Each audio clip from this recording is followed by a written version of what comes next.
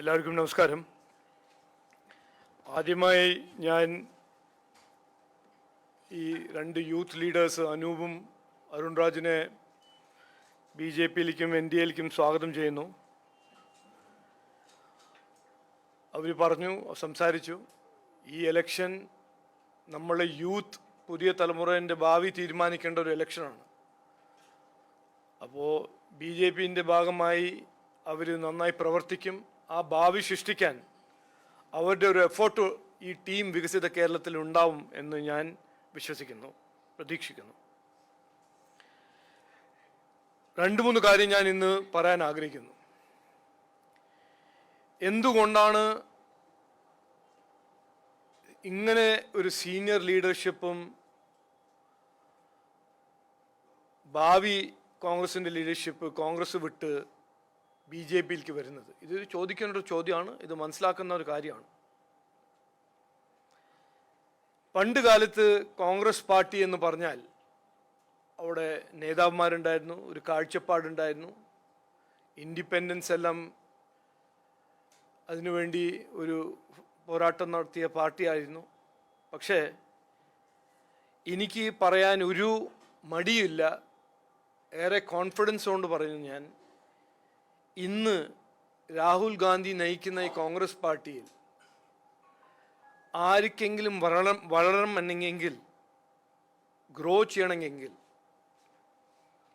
Rahul Gandhi, Sonia Gandhi, Priyanka ഗാന്ധിൻ്റെ psycho fence ആവണം.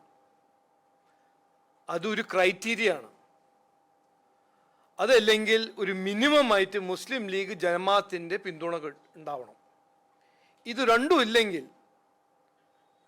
ആത്മാർത്ഥമായ പ്രവർത്തിക്കാൻ, നാടിനു വേണ്ടി പ്രവർത്തിക്കാൻ, ജനങ്ങൾക്ക് വേണ്ടി പ്രവർത്തിക്കാൻ ആരാണെങ്കിലും അവർക്ക് അവിടെ വളരാൻ കഴിയില്ല. ഇതാണ് സത്യം. ഇത് ഞാൻ രാഷ്ട്രീയത്തിന് വേണ്ടിയിട്ടല്ല പറയുന്നത്. ഇതാണ് ഈ പാർട്ടി, കോൺഗ്രസ് പാർട്ടീൻ്റെ ഇന്നത്തെ നിലപാട്, ഇന്നത്തെ സ്ഥിതി.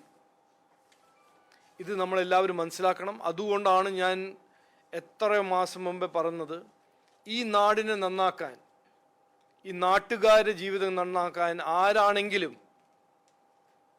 കോൺഗ്രസ് എന്നാണോ CPM എന്നാണോ BJP-യിൽ പങ്കെടുത്ത് BJP-ൻ്റെ ഭാഗമായി പ്രവർത്തിക്കാൻ ആഗ്രഹിക്കുന്ന എല്ലാവരും ഞങ്ങൾ സ്വാഗതം ചെയ്യും, സ്വീകരിക്കും.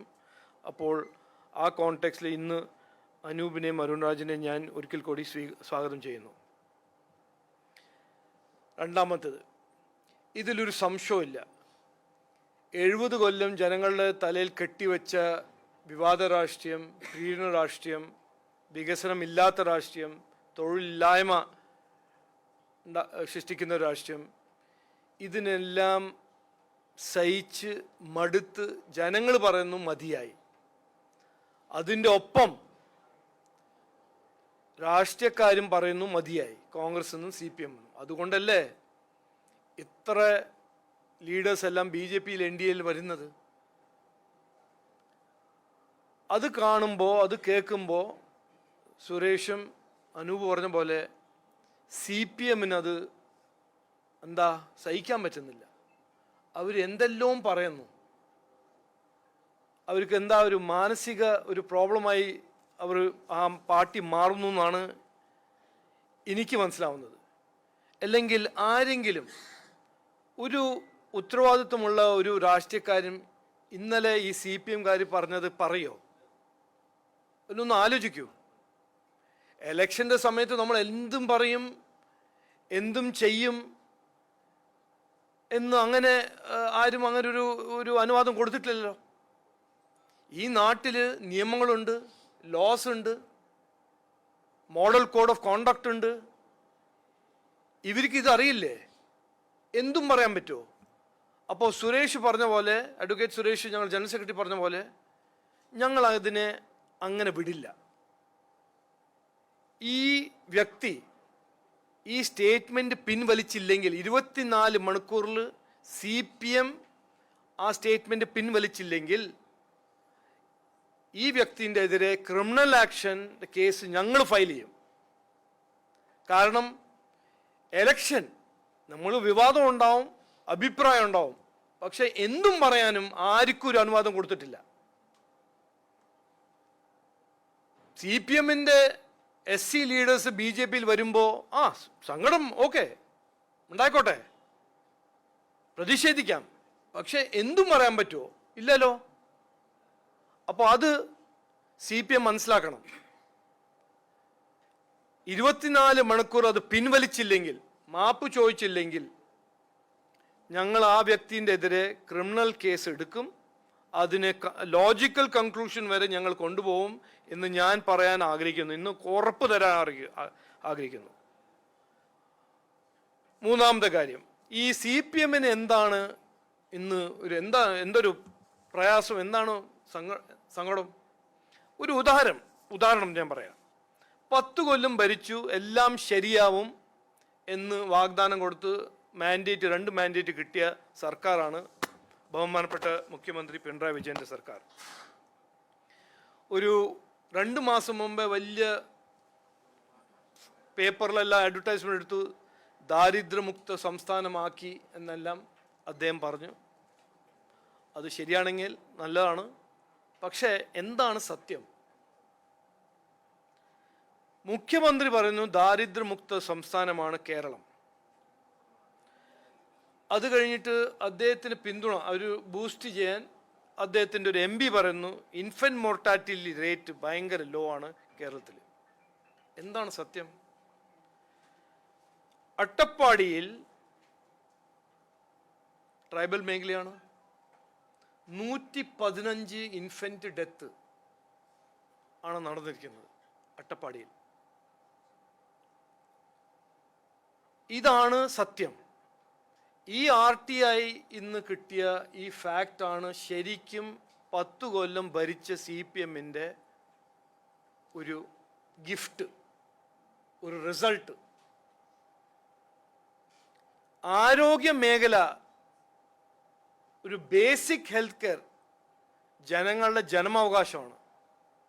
70 കൊല്ലം കോൺഗ്രസും CPM ഭരിച്ചിട്ട് ഇന്നും അട്ടപ്പാടിയിൽ ഇങ്ങനെ ഒരു സ്ഥിതിയാണെന്ന് അതിനെക്കുറിച്ച് ചർച്ച ചെയ്യാൻ CPM-ഉം കോൺഗ്രസ്സിന് ഒരു താല്പര്യമില്ല.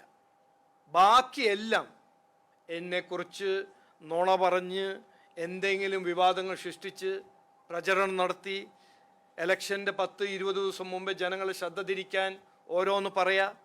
പക്ഷെ ജനങ്ങൾ അവസരം തന്നിട്ടുണ്ട്. 70 കൊല്ലം കോൺഗ്രസിനും CPM-നും അവസരം കൊടുത്തിട്ടുണ്ട്. എന്നിട്ട് ഇന്ന് 2025-26 ഇതാണ് സ്ഥിതി അട്ടപ്പാടിൻ്റെ. എന്നിട്ടാണ് ഹോർഡിങ്ങിൽ പറഞ്ഞത് മറ്റാരാണെന്ന്. ഞാൻ പറഞ്ഞുതരാം, അതിൻ്റെ ഉത്തരം ഞാൻ പറഞ്ഞുതരാം.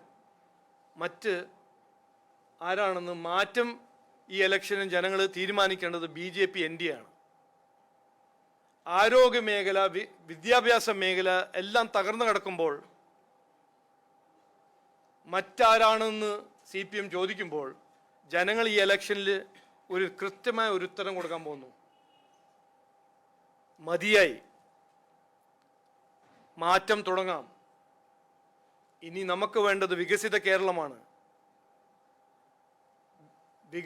വികസനം ഉള്ള 140 നിയോജക മണ്ഡലമാണ്.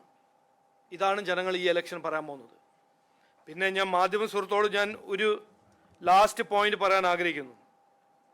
നിങ്ങളെല്ലാവരും രാഷ്ട്രീയ വിദ്വാന്മാരാണ്, കണക്കെല്ലാം ചെയ്യുന്ന ആൾക്കാരാണ്. 1 സീറ്റ് 2 സീറ്റ് 4 സീറ്റ് 10 സീറ്റ് എല്ലാം പറയും. ഞാൻ ഇന്ന് ഉറപ്പ് എഴുതി വെച്ചോളൂ, ഈ ഇലക്ഷനിൽ NDAക്ക് കിട്ടാൻ പോകുന്ന റിസൾട്ട്, അതും അപ്രതീക്ഷിതമായ സീറ്റിൽ NDA ജയിക്കുമെന്ന് ഞാൻ ഇന്ന് ഉറപ്പ് തരാൻ ആഗ്രഹിക്കുന്നു. കാരണം ആ ഫീഡ്ബാക്കാണ് ഞങ്ങൾ കിട്ടുന്നത്. കാത്തിരുത്താൽ മതി CPM-നും കോൺഗ്രസിനും, അവർ എന്ത് വേണമെങ്കിലും പറഞ്ഞോട്ടെ.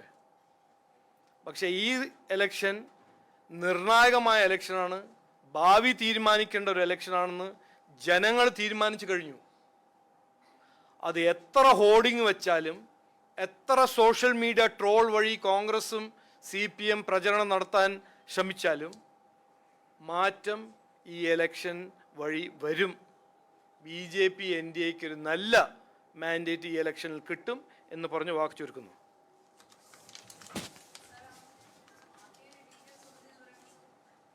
115 ഇൻഫന്റ് ഡെത്ത് ഇൻ അട്ടപ്പാടി.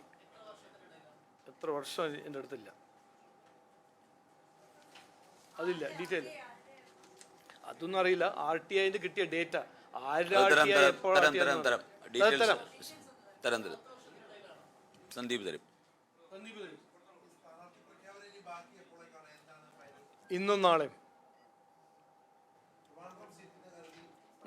പറയാം.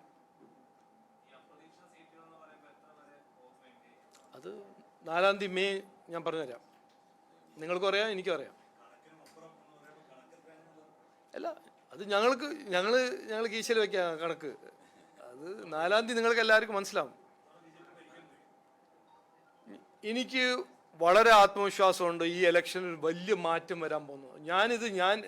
ഞാൻ ആവശ്യപ്പെടുന്ന മാറ്റമല്ല കേട്ടോ, ജനങ്ങളുടെ ആവശ്യമാണ് ഈ മാറ്റം. അവരാണ് പറയുന്നത്. ഞാനിപ്പോൾ ക്യാമ്പയിൻ ചെയ്യുന്ന ഒരു വ്യക്തിയല്ലേ, അവരെന്നെ പറയുന്നു മതിയായി. ഈ മതിയായി എന്ന സ്ലോഗൻ ഞങ്ങളുടെ സ്ലോഗൻ അല്ല, ഈ മുദ്രാവാക്യം ഞങ്ങളുടെ ഒരു ക്രിയേറ്റീവ് ടീം ഉണ്ടാക്കിയ മുദ്രാവാക്യം ഒന്നല്ല. ഈ മതിയായി എന്ന് ജനങ്ങൾ പറഞ്ഞ് മനസ്സിലായിട്ടാണ് ഞങ്ങൾ മുദ്രാവാക്യമാക്കിയത്. ഈ MLA മതിയായി. അത് എത്ര, ഞാൻ ധർമ്മടത്തിൽ അതല്ലേ കേട്ടത്, പരവൂരിൽ അതല്ല കേട്ടത്, നേമത്തിൽ അതല്ലേ കേൾക്കുന്നത്.